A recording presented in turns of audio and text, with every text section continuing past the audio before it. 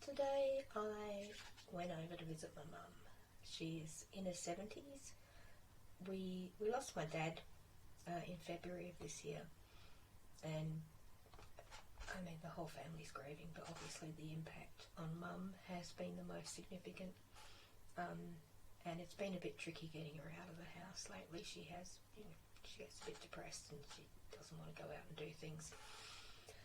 But I popped over because my partner Logan was going out busking in Mandurah. It's a lovely sort of waterside town near where we live. So I said, "Oh, come with me. We'll go down and we'll sit in the park. I'll get you coffee and we'll listen to the music for an hour and then we'll go home." And she never says this. It was so easy. She just went, "Oh yeah, okay. I'll finish my cup of tea and then I'll go get changed." I was like, wow. I was expecting to have a bit of a discussion to talk her into it, but it's awesome. So she went off to get changed. And then I got a message from Logan saying that it had started to rain and he was going to pack up and go home.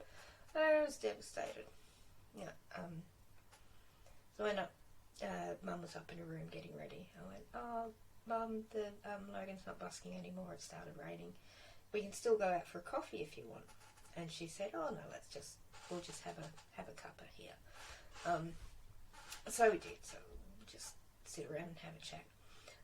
Usually, if I'm over at my mum's house, I come from a big family. I've got 4 sisters.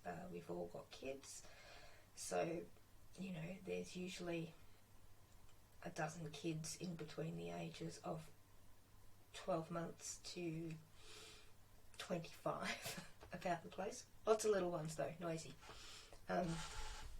But it was just, it was me and Mum and my 15-year-old niece, and she went out at some point. But so we got to sit and really talk, which is a bit unusual. And Mum started reminiscing. I don't even know how we got onto the subject, but yeah, she just started talking about things from the past. And at one point she said, "Does this mean I'm getting old because I'm just taking a trip down memory lane?" I'm like, I think it just means there's no kids here and you're not getting interrupted. So my family's from Belfast. I was born in Belfast in 1971, sorry. So think peak Troubles. Really, really difficult time in that country.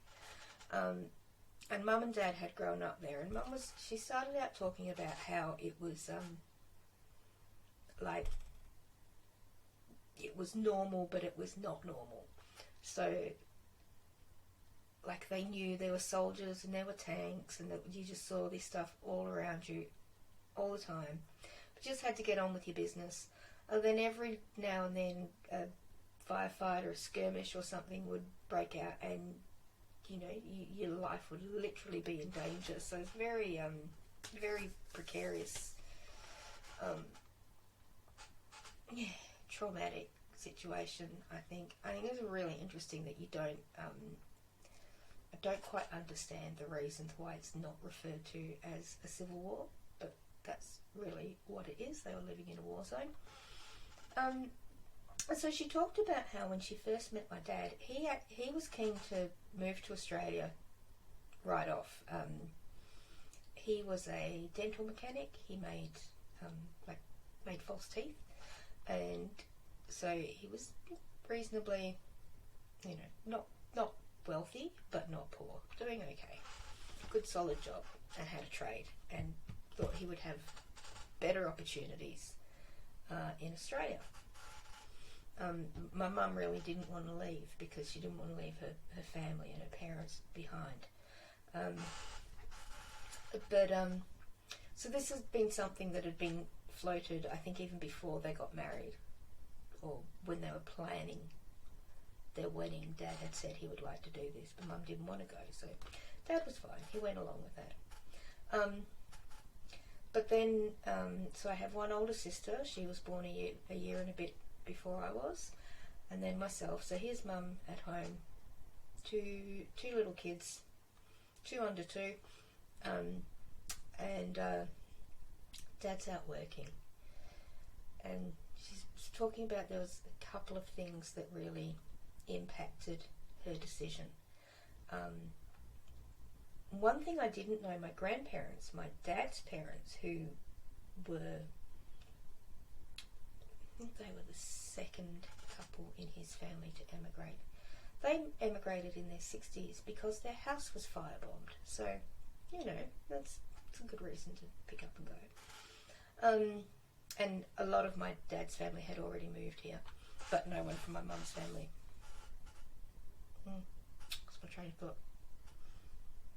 Yeah, so Mum was saying how this came about was that her father, his car was stolen. He was kidnapped, tied up, blindfolded, and held in a room so that the IRA could steal his car, which was then used in a car bombing. And there's a whole other story of how he had to go and testify in court about that.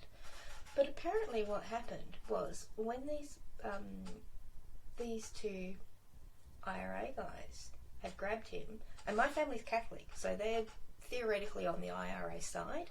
Mum and Dad were really not into the conflict. They didn't agree with the violence, but they're Catholic, so playing for the same team. My granddad gets grabbed, blindfolded, tied up, in a room while they get his car.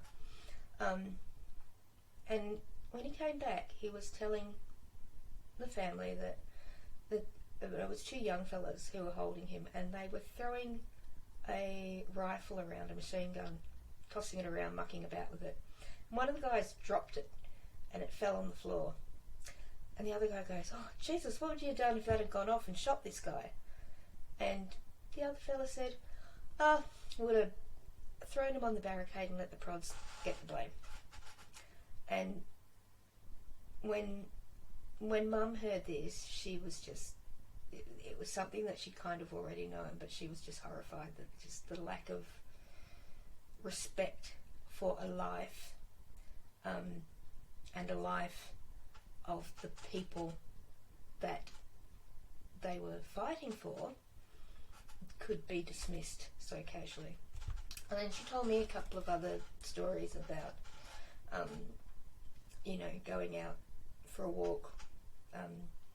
So she would, like when my sister was a baby, she'd pop her in the pram and go for a walk to visit her mum. It was about an hour walk to a different part of town. And she said she would be walking along, and one particular time a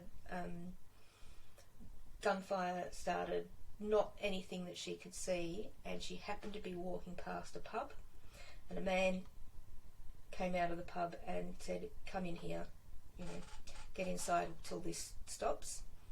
And so she did. And then another time she said she was waiting to cross the road, and two groups of soldiers were firing at each other, like right in front of her. And she's like, and they could both see that here she is, a young woman with a baby in a pram, and they're shooting guns, and if she got killed, she would have just got killed.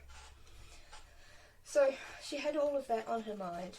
And then she said this one day she was watching, probably would have been maybe me and my sister, maybe just my sister, but there was like a cul-de-sac, and all the kids from the surrounding houses, because they're the sort of tenement houses, all the kids would come and they would play because that was the only open space, and they'd all get in there and play.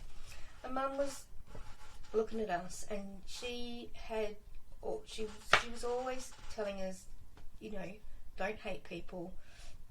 We don't care if people are Protestant or people are Catholic, everybody's people, be kind to people.